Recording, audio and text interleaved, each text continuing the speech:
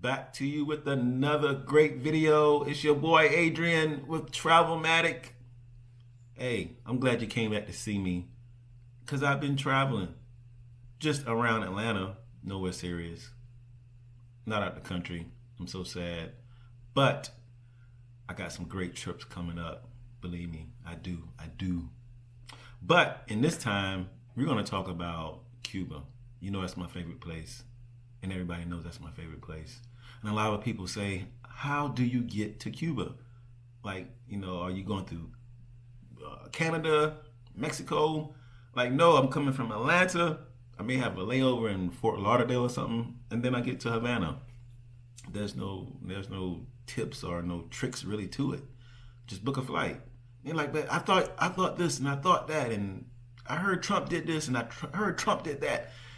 Oh yeah, he did a few sanctions that he placed on Cuba, but that's all it is. He stopped the cruise ships, and the way you can actually get by cruise to Havana, but you still can get to Cuba. You can fly to Cuba anytime, right now. Book a flight, go look. You can do it, but you have to know all of the, let's say, the nuances of it. One specifically, the Cuba visa, or it may be you may see it as a Cuba tourist card. So you may want to stay for this video, and I'm gonna give you all the tips and tricks to get your visa. There's other forms that you need to actually complete as well too, and I'll go with those briefly with you as well. So but this is only for subscribers, so you have to go down below and click the subscribe button. It's free. Just click it. Just take your time and click it, because this is only for my subscribers. No other gems will be dropped to just people who just surfing the channel or whatever. You got to be a subscriber. So I'm gonna pause. Matter of fact, I'm just gonna take a little after this intro. I'm gonna come back and I'm gonna give all my subscribers all my tips on how to get to Havana. Make it real seamless. You don't need to go through any travel agency, or you have these little sites that say, "Oh, I'll book your trip to Cuba easy for $9.99 or $100." You can do it all yourself. There's no cost associated with it, except for the actual card itself. But no extra costs, besides those. So let's go for the intro. I'll be back. All my subscribers, I'm dropping you the gems that I know how to get to Cuba in 2020. You still can go. Don't believe the hype. You still can go.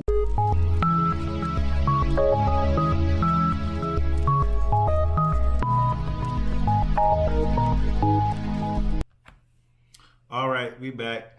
Thank you for subscribing. Now, about to drop some gems on you to travel to Cuba in 2020, because you can travel to Cuba in 2020. Say it with me.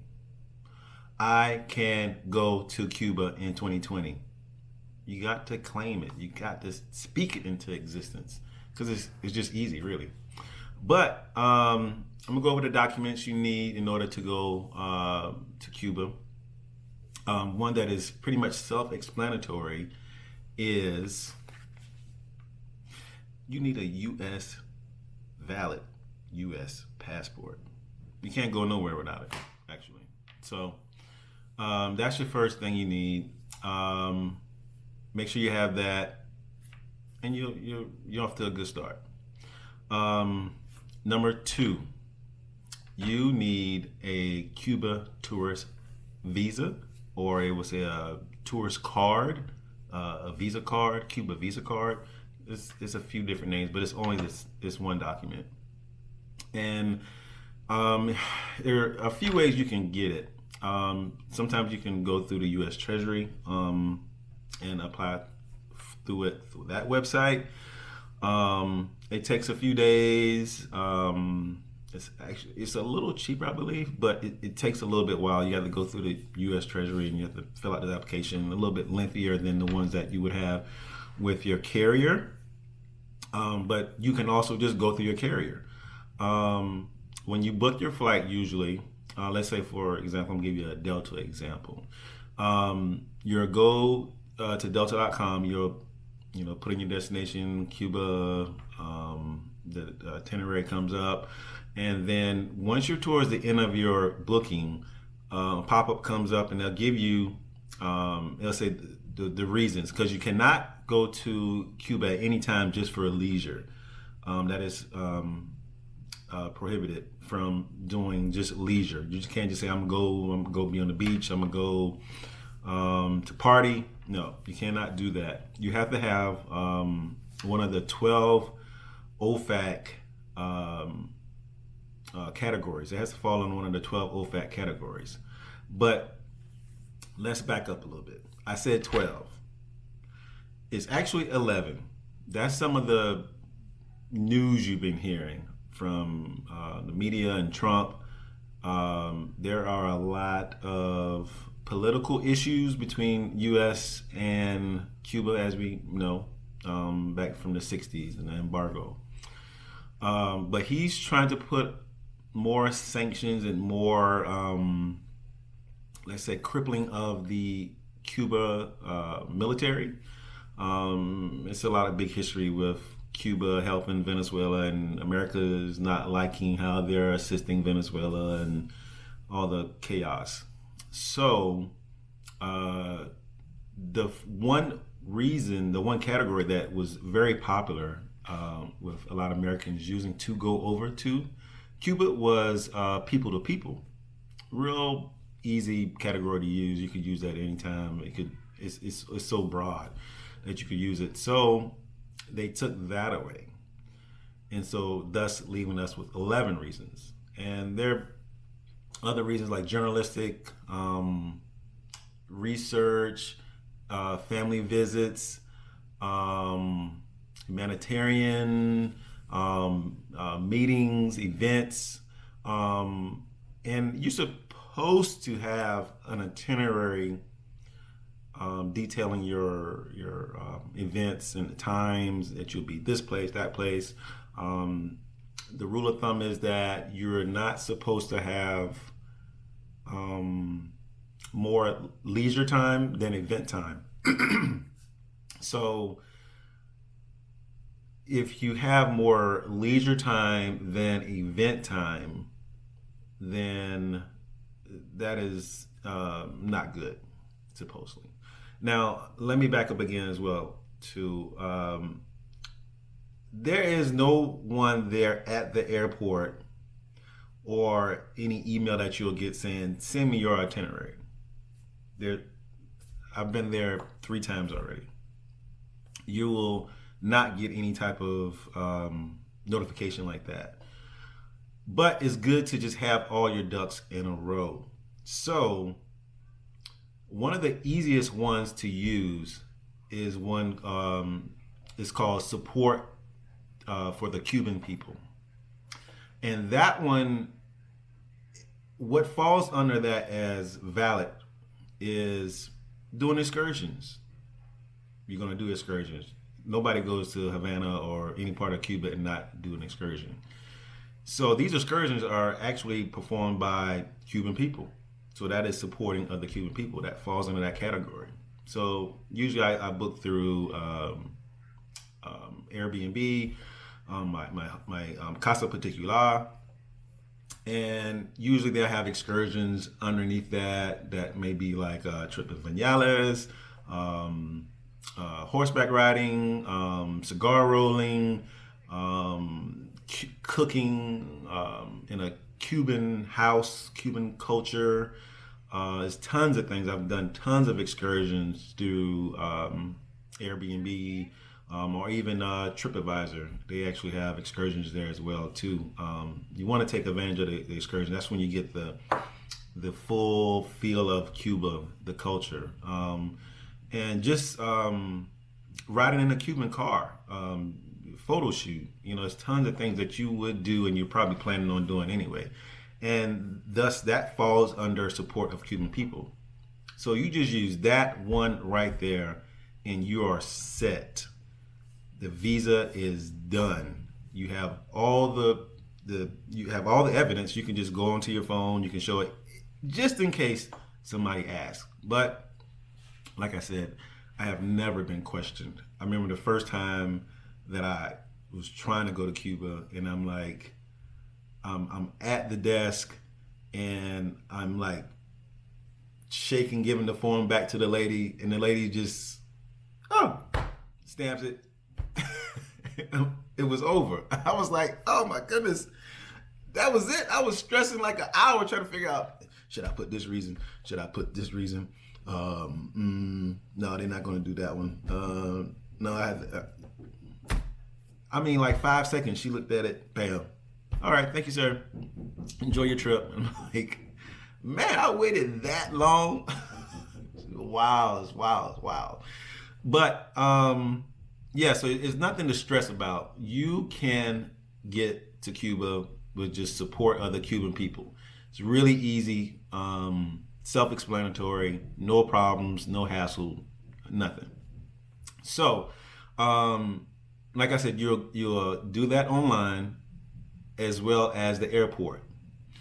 The online portion is just to create the documentation, I believe.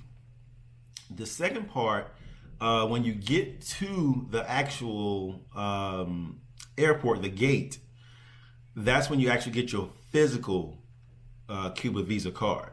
And it's going to look like a duplication. It's going to be the same. It's going to be like two pieces, and they're going to have it where you can tear one off, but you don't tear it up at that time. You actually fill it out, your name, last name, birth date, your citizenship, and you keep that with you. They'll stamp it as it being official, and then once you get on the plane, they're going to actually give you another document. Now, this document is called it's like a Cuba health form.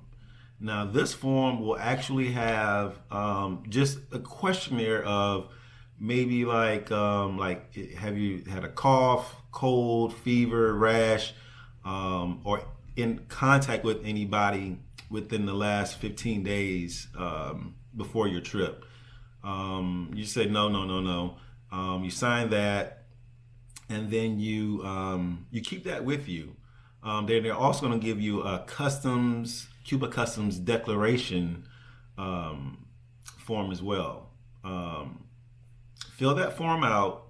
That form is pretty much more like declaring like any food, any type of perishable kind of items, livestock. You're going to have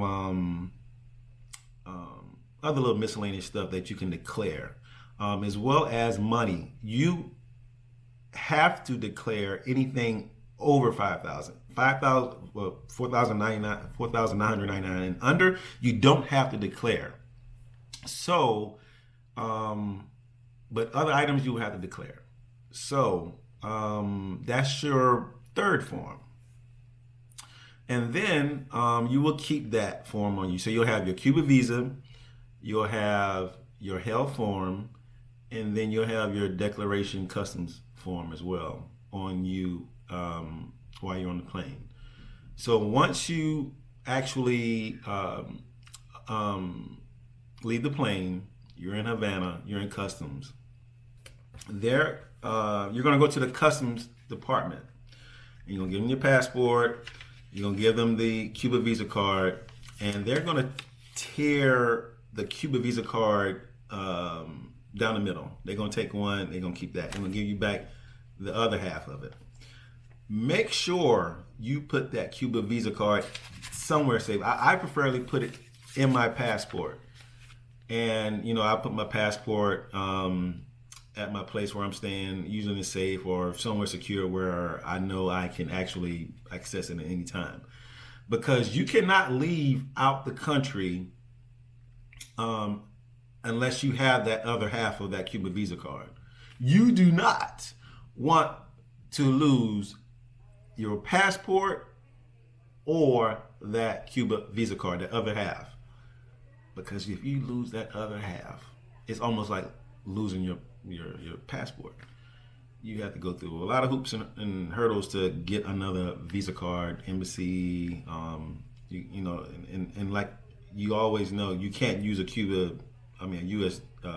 Debit card or credit card in Cuba. So a lot of times you've exhausted all your funds because you can only bring a certain amount of money.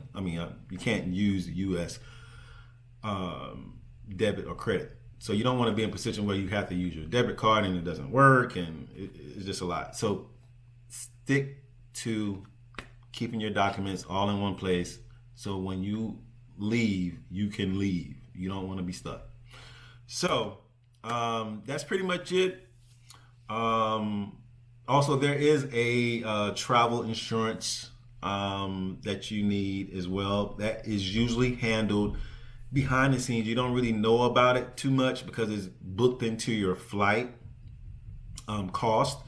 The cost of that medical form is like embedded in the price, and it's attached to your actual itinerary.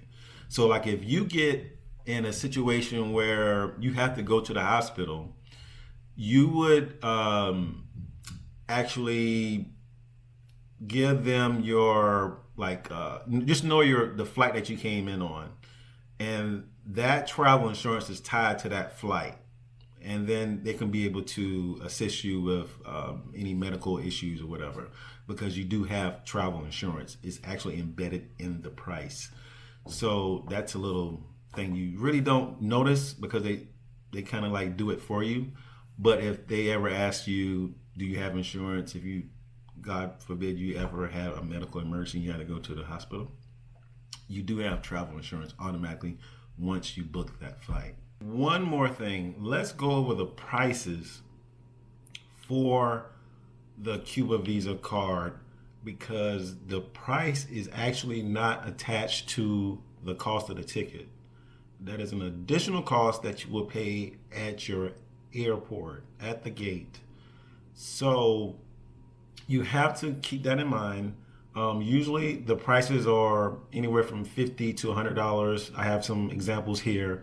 It all depends on the carrier, but all of them you have to pay for them at the gate. So keep that in mind. Even if in options where you have a layover, you would actually pay for it at the airport where you're doing the layover.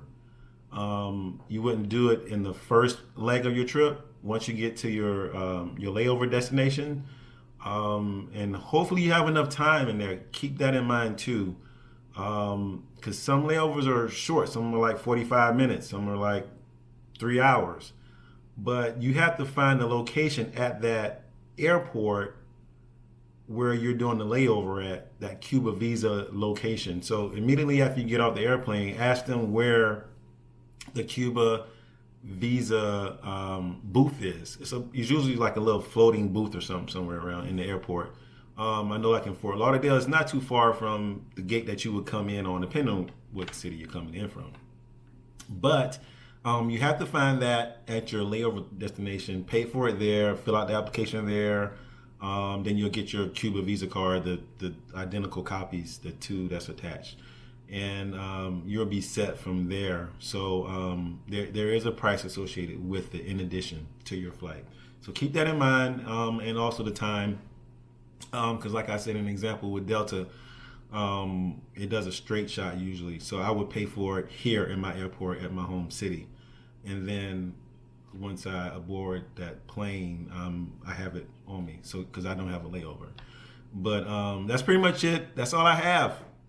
I gave you all the gems I have, all the information, all the tips I have, tricks, and you can go to Cuba in 2020, 2021, 2022, and beyond. You can go.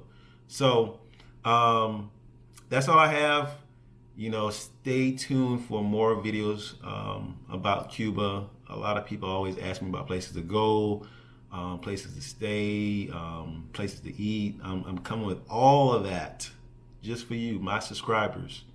So stay tuned, hit the notification button. You can get the quick updates, and share, send it to your friends who's thinking about going to Cuba.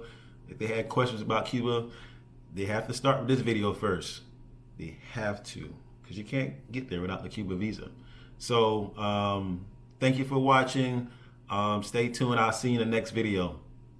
Let's go.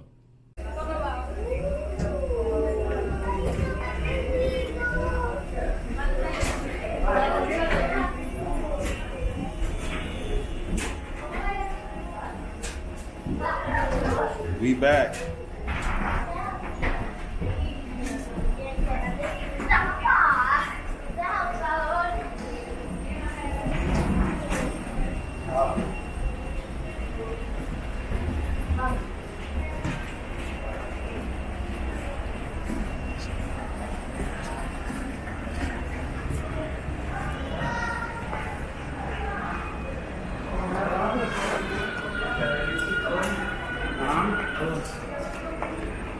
In Cuba.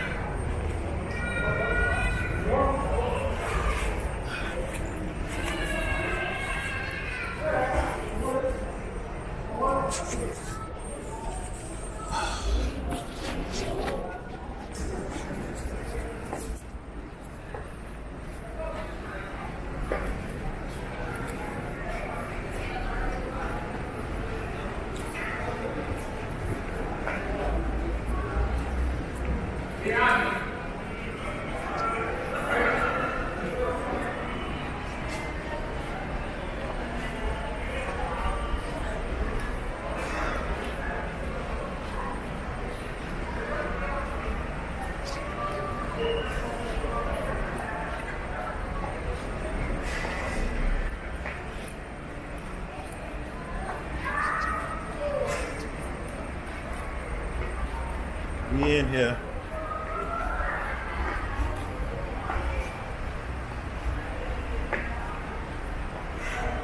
We in here.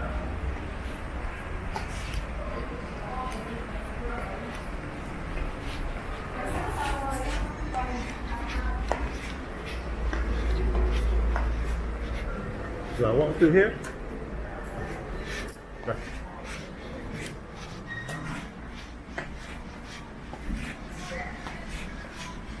We back.